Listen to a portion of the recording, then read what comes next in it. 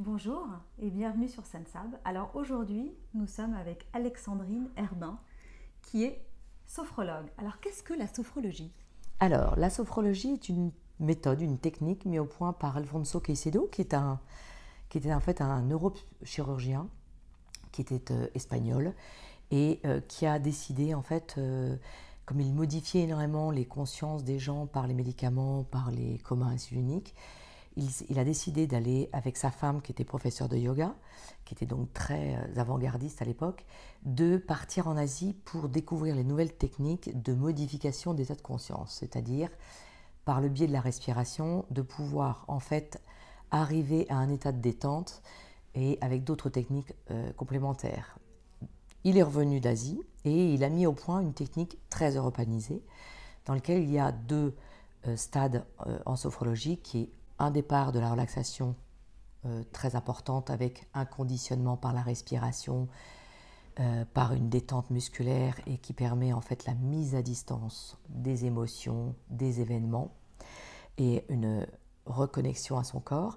Et la deuxième étape qui est une programmation mentale, visualisation positive, on va se voir réussir.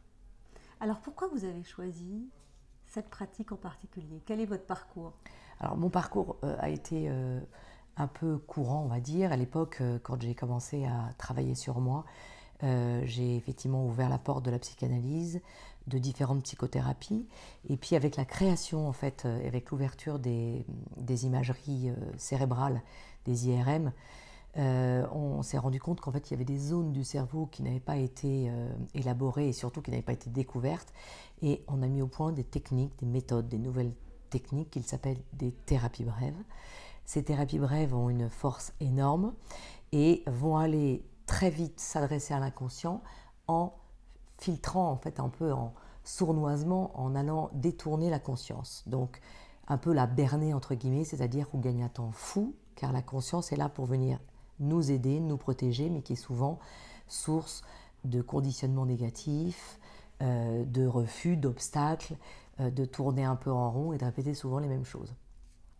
Donc j'ai découvert ces thérapies brèves et pour moi-même, je les ai testées les unes après les autres. Alors ça a commencé, j'ai fait aussi beaucoup de MDR, de psychanalyse, de psychothérapie, de brain spotting, de différentes méthodes psychanalytiques et psychothérapeutiques. Beaucoup aussi sur le corps, car la psychanalyse n'avait pas fait de pont entre le corps et l'esprit. Et j'ai découvert ainsi la sophrologie que j'ai trouvée absolument globale et remarquable, car elle prend en considération le corps, les blessures de l'âme et les blessures du corps. Alors ça fait combien d'années que vous êtes sophrologue? Ça fait 22 ans maintenant que je suis sophrologue. J'ai eu cette chance de travailler aussi auprès de Necker et de Cochin pour aider et pour travailler pour aider les enfants qui étaient atteints de mucoviscidose, pour la gestion de la douleur et apprivoiser en fait leur maladie, apprendre à vivre le mieux possible avec et de pouvoir baisser et d'augmenter leur taux d'oxygène et leur capacité respiratoire, aussi avec une programmation dans le futur de vivre le mieux possible avec cette maladie, dans le positif, de combattre, et ça a énormément aidé. On s'est rendu compte que le cerveau était un tel pouvoir sur le corps qu'il y a des améliorations extrêmement importantes.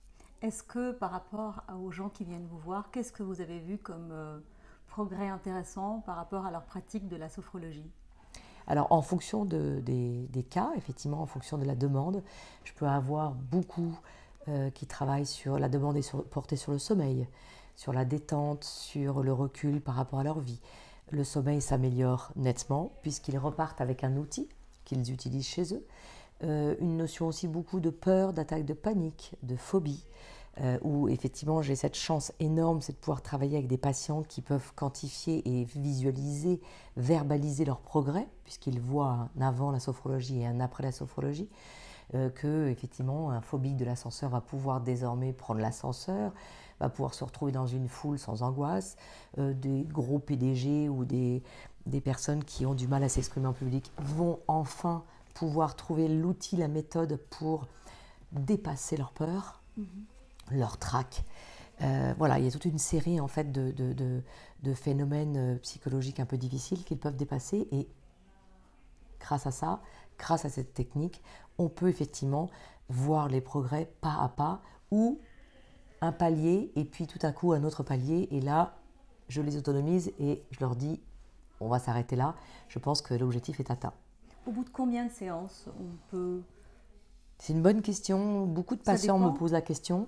Alors, je leur réponds qu'effectivement, alors pour le sommeil, ça peut être entre 5 et 10 séances. En revanche, ça dépend énormément de la résistance de la personne, de son bagage, de si elle a travaillé sur elle, si elle est habituée à travailler sur elle un peu. Nous ne sommes pas des robots, nous ne sommes pas des machines. On participe tous les deux, c'est une collaboration, un travail ensemble. Donc, ça peut être effectivement entre, on va dire, 10 séances à 30 séances. Après, ça dépend de ce que vous trouvez sur votre chemin. Et si les personnes veulent aller peaufiner certains sujets qu'on a rencontrés et qu'on a levés, à ce moment-là, on attaque un autre travail. D'accord. Et alors, vous êtes à Paris. Oui, tout à fait. Mais vous faites aussi des consultations sur Skype. Alors oui, alors c'est extraordinaire parce qu'en fait, ce sont grâce à mes patients qui ont fait une demande, qui ont absolument voulu essayer sur Skype, sur WhatsApp, de faire des séances de sophrologie ainsi que des séances d'hypnose. Et ils m'ont amené progressivement, effectivement, à utiliser cet outil qui est extraordinaire car il y a des bénéfices de temps énormes, que finalement mes patients sont plus détendus parce qu'ils n'ont pas ce problème de retard. Et le bénéfice et l'efficacité de la séance est extraordinaire et totalement semblable. Alors, j'aime bien préalablement pouvoir faire 1 ou 2 séances avec la personne pour connecter, pour qu'on ait un lien de connaissance et surtout qu'on apprenne à se connaître et surtout à se comprendre. Ça s'appelle le lien, l'alliance thérapeutique. Et après, effectivement, aisément, on peut le faire sur WhatsApp ou sur Skype, sans aucun problème, avec une belle réussite. Merci beaucoup, Alexandrine. Je vous remercie infiniment, Sandrine. En tout cas, voilà une sophrologue extraordinaire, Alexandrine Herbin pour Sensab.